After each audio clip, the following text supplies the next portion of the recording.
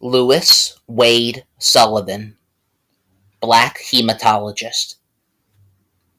Lewis Wade Sullivan is most widely known as the Secretary of the Department of Health and Human Services of President George Bush's cabinet from 1989 to 1992. His term in office was only the most visible part of a career dedicated to the health of all people, especially that of African Americans. As a physician, a researcher of blood disorders, and as president of Morehouse Medical School in Atlanta, Georgia, Sullivan has sought to improve the health of minorities and the poor, both in the U.S. and abroad. Lewis Wade Sullivan was born on November 3, 1933, in Atlanta, Georgia. His father, Walter Wade Sullivan, was an insurance salesman and undertaker, and his mother, Luberta Elizabeth Priester Sullivan, was a school teacher. Because of the difficult economic times during the Great Depression, his parents moved to a farming community in rural Georgia. Educational opportunities for African Americans were very limited there, so Sullivan attended school through fifth grade while staying with relatives in Savannah, Georgia. He and his brother then lived in a rooming house in Atlanta to complete high school. Sullivan graduated at the top of his class. These early years were very influential on Sullivan. His eighth grade teacher, Laura Woods, was one of many teachers who encouraged and challenged Sullivan to pursue his interest in science. His parents were a tremendous support and always encouraged his ideas. They were role models, giving him a strong sense of self-discipline. They taught him to treat others fairly and to always strive for personal integrity. He stated in a telephone interview with Donald O. Mathuna, conducted on May 9, 1998, that, quote, shortcuts only cheat yourself. They don't allow you to develop all your capabilities, unquote. After high school, Sullivan remained in Atlanta to attend Morehouse College. Benjamin E. Mays was the president at the time and became an important mentor for Sullivan, as he has been for many others who attended Morehouse. Sullivan graduated with a Bachelor's of Science from the pre-medical program in 1954 and received a scholarship to attend medical school at Boston University. Being the only African American in his class and one of only three at the university, Sullivan was apprehensive about attending this integrated college, especially because of negative experiences he had in the segregated South. However, he was warmly received and treated very well, which left a lasting impression on him of how society could be truly integrated. He married Ava Williamson in 1955, and they later became parents to two boys and one girl. Sullivan was awarded the M.D. degree cum laude in 1958, third in his class. Sullivan completed his 3 years of internship and residency at Cornell University Medical Center in New York City, where he developed his interest in pathology, the study of the causes of diseases. He focused on diseases of the blood, in particular anemia and the role of vitamin B12 in the production of blood platelets. He discovered that alcohol in the blood interferes with this process, leading to lower red blood cell levels. Heavy drinkers are thus at higher risk for acute anemia. But Sullivan also found that this can be reversed by stopping alcohol consumption and taking vitamin B12. This early research was conducted by Sullivan at Massachusetts General Hospital in Boston from 1960 to 1961, and at Harvard Medical School from 1961 to 1963.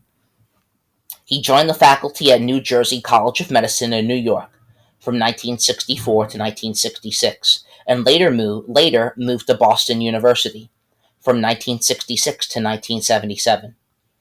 In the midst of a very successful career as teacher and researcher, Sullivan was asked to join a committee investigating the possibility of starting a medical school at Morehouse College. He became intrigued by the project initiated in response to the poorer health of the African American community in Georgia.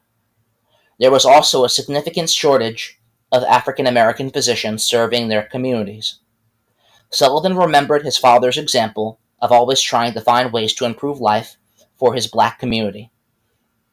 In 1977, Sullivan became the dean and president of Morehouse Medical School, a position he still holds. Sullivan's fundraising activities for Morehouse Medical School brought him into contact with many politicians. The school did not have a major foundation funding it, so significant funds were raised from the state and federal governments. In 1982, Sullivan invited then Vice President George Bush and his wife Barbara to the dedication ceremony of a building funded to a large extent by federal funds.